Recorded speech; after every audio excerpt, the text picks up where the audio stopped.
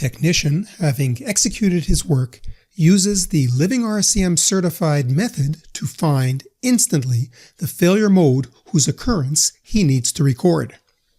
Here is a portion of an RCM tree consisting of three major equipment assets, a 400-ton truck and two different classes of excavator.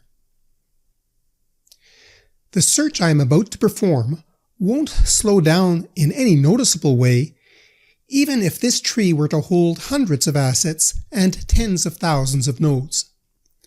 This particular RCM knowledge tree is based on an SAP Enterprise Asset Management or EAM system and a Meridian Asset Performance Management System or APMS. It doesn't matter what EAM or APM systems you're using. The method works the same way that I'm about to show you, regardless of the maintenance information management environment. The objective? We want to capture maintenance history accurately and quickly.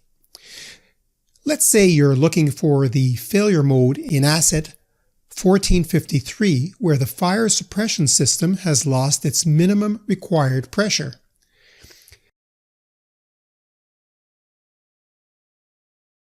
This failure mode has hidden failure consequences because the defect would not be evident to the operator under normal circumstances. A failure finding task is required. The search highlighted 4 nodes. They all refer to the same failure mode, whose object part is fire suppression and object damage is loss of pressure.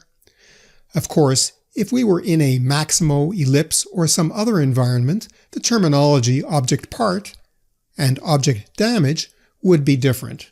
Nevertheless, the RCM concepts are identical. But why did we get 4 hits for the failure mode?